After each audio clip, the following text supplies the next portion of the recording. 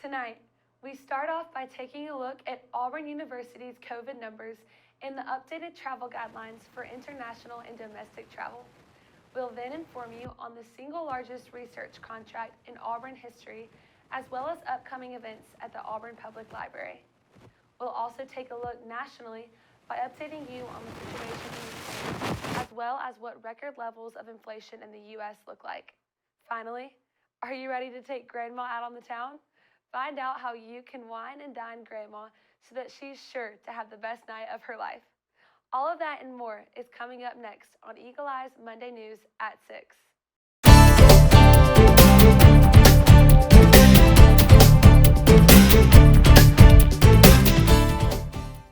Good evening and welcome to Eagle Eye News at 6. I'm Sydney Babb. And I'm Mary Lauren Burdeshaw. The Auburn University COVID Resource Center has reported 27 new positive COVID cases for the week of February 28th through March 6th. This number is the exact same as the previous week's number of cases and maintains consistent with the continuing decline of cases since Auburn students arrived back on campus here at Auburn for the spring semester. These are some of the first official numbers that have been recorded after the lift of the mask mandate on Auburn's campus, with more numbers to soon be identified in the coming weeks. In addition, the center has also reported that out of 374 on-campus administered tests, 4 came back with a positive result. That is a 1.1% positivity rate, which is a slight decrease from the previous week's 5.2% as well. The East Alabama Medical Center has seen a greater number of hospitalizations and ventilator usage since the start of the new semester that has steadily declined throughout these past few months. The center itself continues to reside in visitation level red, according to its last official report on January 26th. You can stay updated on Auburn's COVID situation by visiting the Auburn COVID Resource Center website. Auburn University recently updated its travel guidelines, both domestic and internationally, in conjunction with the university. The faculty, staff, and students who plan to travel domestically or internationally should be aware of the following changes to previous restrictions before departure. First, make sure you are up to date with your COVID vaccine and booster.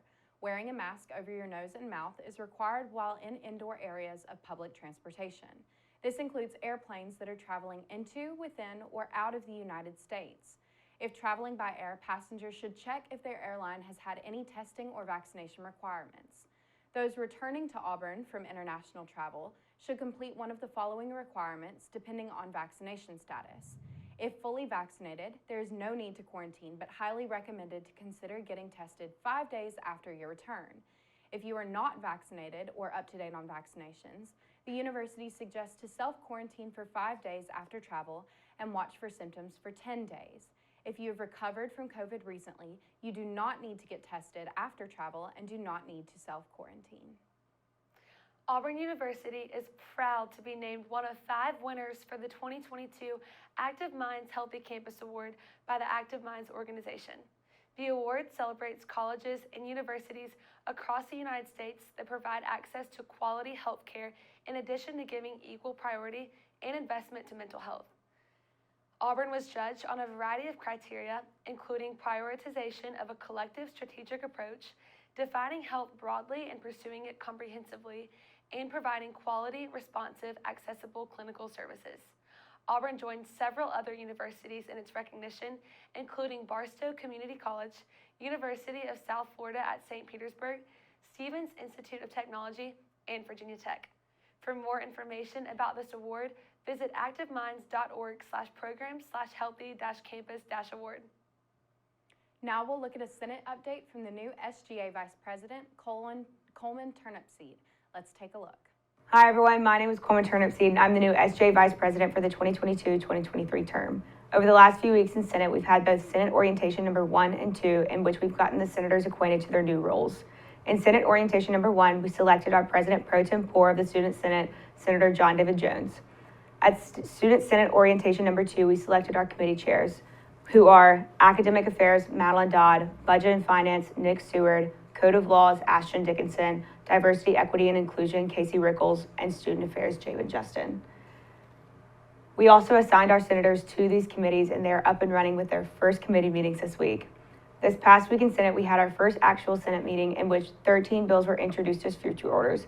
All of these bills were confirmation bills having to deal with committees, executive vice presidents, and the president and senator for the College of Forestry and Wildlife Sciences. When we return from this short break, find out what new renovations are being made around Auburn's campus and how Auburn fared in Southern Living's 2022 South's Best College Towns list. You're watching Eagle Eye News at 6.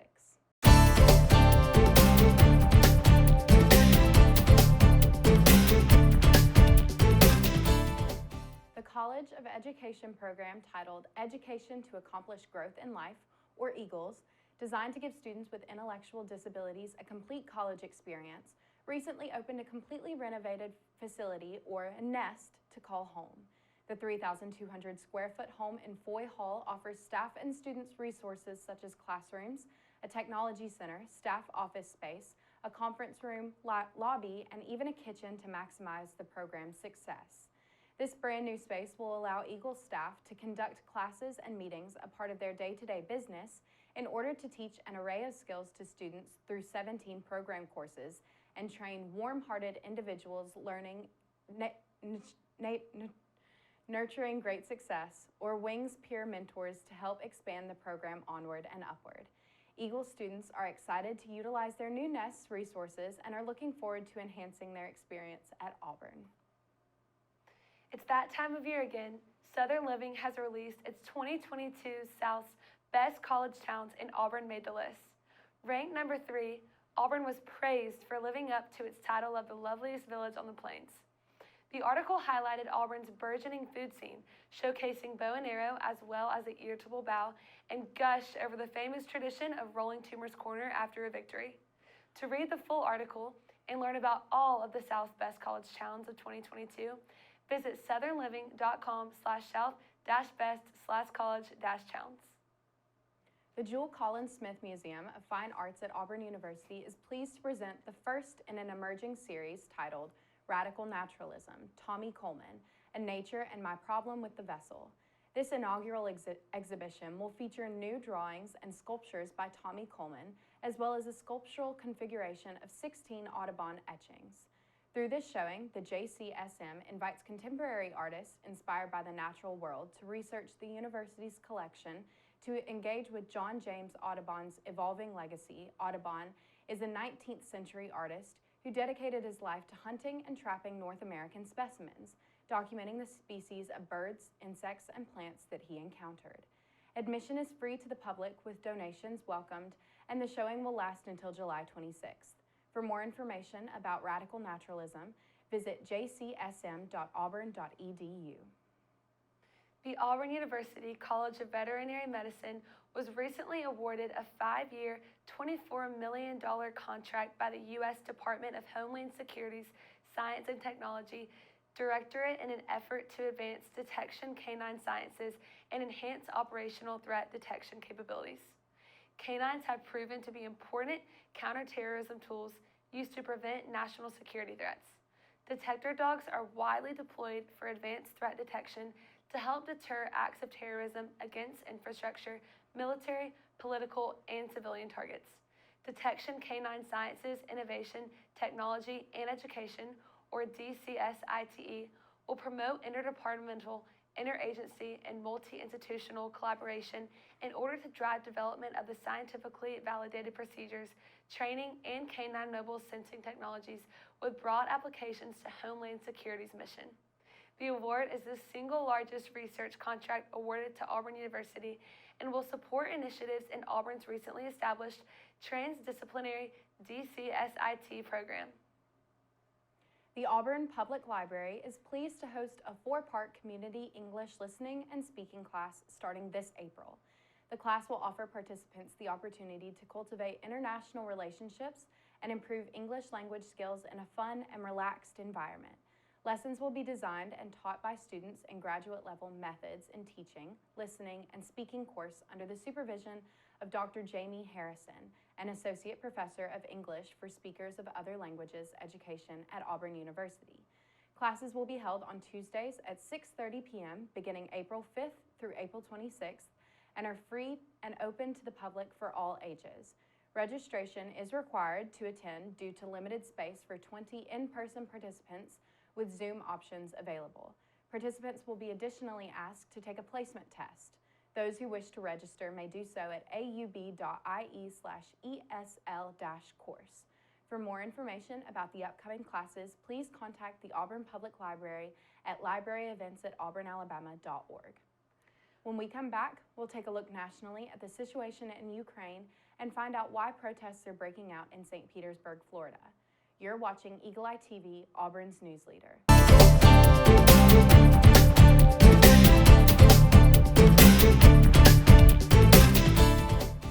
Russian forces are expanding their deadly invasion across Ukraine. Chaos and panic as a Russian airstrike hit a large military base early Sunday morning just miles from the border with Poland, a member of NATO. The attack killing at least 35 and wounding more than 130. Cole Higgins has the latest. A crater left in the ground and buildings on fire after a deadly Russian attack on a Ukrainian military base Sunday morning. The regional military says more than 30 missiles were fired from warplanes at the training ground located less than 15 miles from the Polish border. This is very provocative to be this close to Poland, but Poland is a NATO ally, and we have sworn to protect Poland. In Poland, a bipartisan group of U.S. senators meeting with U.S. troops and refugees from Ukraine, some using the trip to urge the Biden administration to reverse course and facilitate the transfer of Polish fighter jets to the Ukrainian military. They want the ability to have better control over the skies in order to give them a fighting chance. Our focus right now is on anti-air systems. We are looking at other methods of getting the Ukrainian defenders advanced capabilities to be able to blunt the Russian advance. In eastern Ukraine, a bombardment damaging a temple at a historic monastery housing hundreds of refugees. Desperation also growing in Mariupol. Ukrainian President Volodymyr Zelensky says getting aid into the besieged city is key. Every possible diplomatic effort is being made to ensure that the convoy arrives. Let's see whether they'll listen to us in Moscow. This as an American journalist has died in the war in Ukraine. Brent Renault was 50 years old. I'm Cole Higgins reporting. In Florida, people gathered in St. Petersburg to protest the state's so-called Don't Say Gay bill that has passed in the state Senate. Ashley Paul reports. We say gay, free to be gay. We say gay all day. It's okay to say gay. That's the message people out here want the community to know. Finding that sense of community is just literally the whole reason why humans exist, is to connect with each other. And if you can't be who you actually are, if you can't admit, to the people around you in schools or in homes or whatever, then you're not actually connecting. Among them is Mandy Keys. She's lived here in St. Pete for over 12 years. But growing up in small-town Wisconsin, she says laws like this can be detrimental. Different laws already did exist when I was a child, and that's part of the reason why I never was able to figure it out for myself until after college, because it was more taboo, and gay marriage was illegal, and don't ask, don't tell, and all these other things. Mandy is now out and proud of it, but she says she worries about one day possibly raising kids of her own in a world that she says does not teach love and acceptance. It's just horrible that we're taking a step backwards when society should be progressing forward. She says it's so important to give kids in the LGBTQ community a safe space to be themselves. Unfortunately, some of them don't have that safe space at home. And if they don't have it at home and they can't have it at school, then where are they going to get it? Mandy hopes the ACLU and other organizations deem this bill unconstitutional if it's signed into law. A key measure of inflation reached a level not seen in 40 years last month.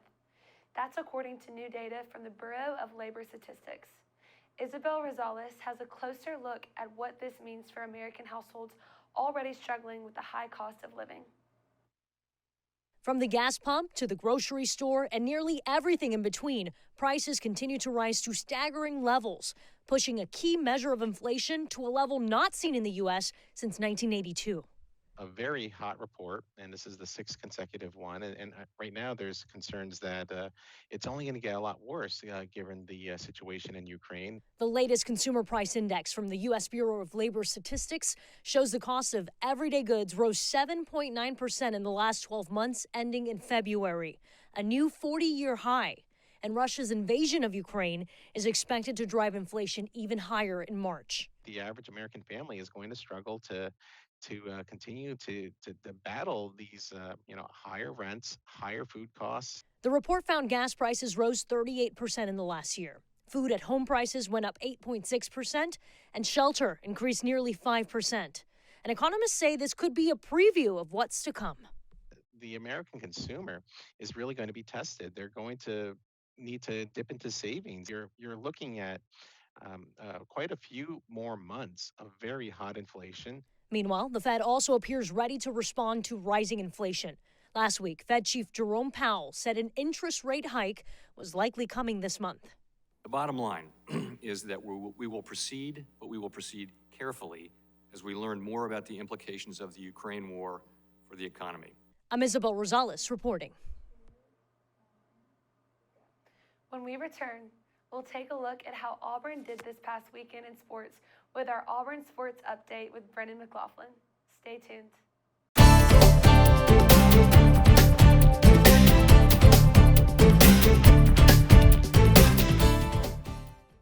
Hello, I'm Brendan McLaughlin. Over the break, Auburn men's basketball competed in the SEC tournament where they lost in the first round to Texas A&M with a final score of 62-67. Despite the early exit, the Tigers locked up a 2 seed in the NCAA tournament. They will play Jacksonville State Friday at 11:40 a.m. Central Time. You can watch the game on True TV. The gymnastics team posted a 197.175 in the Michigan Tri-Meet against Michigan and West Virginia. Next for gymnastics is the SEC Championships on Saturday in Birmingham. You can watch on SEC Network. Auburn baseball went 5-2 over the break, with both losses coming against Middle Tennessee State. For more on sports, watch the weekly Sports Night in Auburn on Wednesday nights.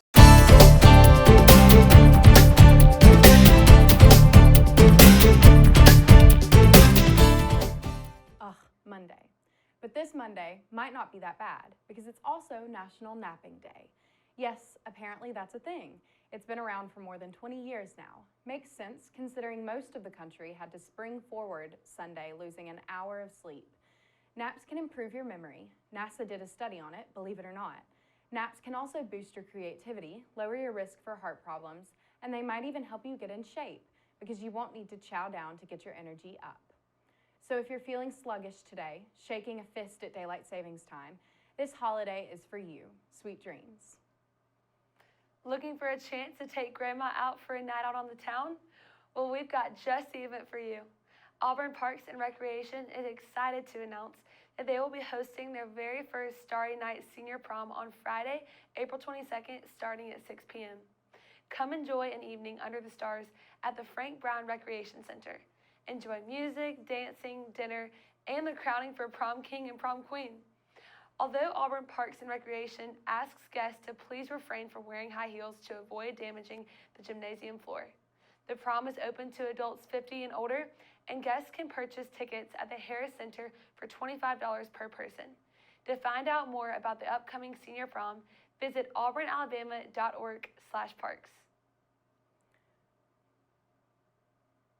Oh, I just can't wait to be king. Though our new pet of the week, Simba, may not look as fierce as a lion, he sure likes to pretend he is. His young age and curiosity fuel his love of adventure. He can't wait to come home with you to show you how great of a friend he can be. Simba is 1 year old, vaccinated, microchipped, fixed, and FIV/FELV negative. Apply online for him today.